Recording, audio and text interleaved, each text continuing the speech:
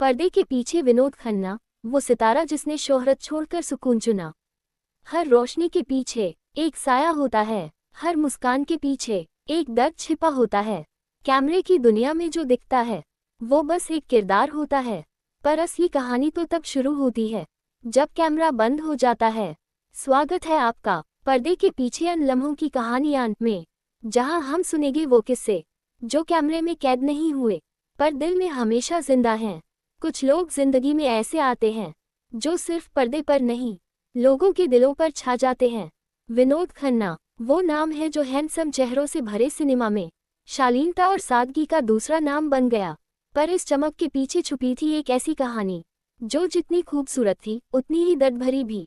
6 अक्टूबर 1946 पेशावर अब पाकिस्तान में जन्म हुआ एक ऐसे बच्चे का जिसने आगे चलकर बॉलीवुड को एक नया हीरो दिया। बंटवारे के दौरान उनका परिवार मुंबई आ गया, जहां उनके पिता एक बिजनेसमैन थे। विनोद को शुरू से फिल्मों का शौक नहीं था। वो एक सीरियस, संकोची और आध्यात्मिक लड़के थे, लेकिन किस्मत ने जैसे उन्हें पर्दे की रोशनी में आने के लिए चुना ही था।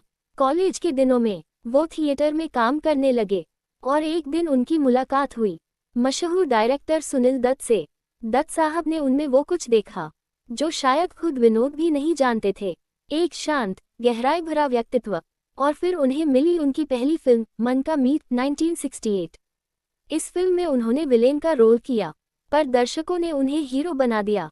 फिर आई पूरब और पश्चिम, मेरे अपने, रेशमा और शेरा और मेरा गांव मेरा देश जैसी फिल्में, जहां उन्होंने एक मजबूत लेकिन संवेदनशील मर्द की छवि बनाई। 1970 का दशक उनके करियर का सुनहरा दौर था। अमिताभ बच्चन के दौर में विनोद खन्ना वो अभिनेता थे जो न तो प्रतिस्पर्धा करते थे, न किसी से डरते थे। वो अलग थे क्योंकि उन्हें फेम से ज्यादा शांति की तलाश थी। मुकद्दर का सिकंदर, कुर्बानी, दयावान और मेरे अपने जैसी फिल्मों ने उन्हें सुपरस्टार बना दिया। उनकी आंखों में एक गहराई थी जिसमें दर्शक खुद को खो देते थे। वो न तो ज्यादा बोलते थे, न दिखावे में यकीन रखते थे, बस एक नज़र और दिल जीत लेते थे। लेकिन 1980 में जब करियर अपने शिखर पर था, वो अचानक सब छोड़कर चले गए। न कोई प्रेस कॉन्फ्रेंस, न कोई बयान, सिर्फ एक चुप्पी जो पूरी इंडस्ट्री को हिला गई। क्योंकि विनोद खन्ना ने ओशो का रास्ता चुन लिया था। वो अपनी आत्मा की तलाश में अमेरिका के रजनीशपुरम आश्रम चले गए, जहां वो साधारण कपड़ों में मिट्टी में काम करते और ध्यान लगाते दिखाई दिए। दुनिया हैरान थी, एक सुपरस्टार जिसने हजारों फैंस का दिल जीता, वो अचानक शोहरत छोड़ कैसे सकता है।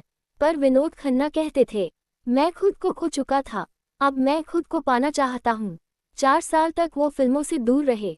कई लोग उन्हें भुलाने लगे थे, कई कहने लगे कि अब उनका करियर खत्म।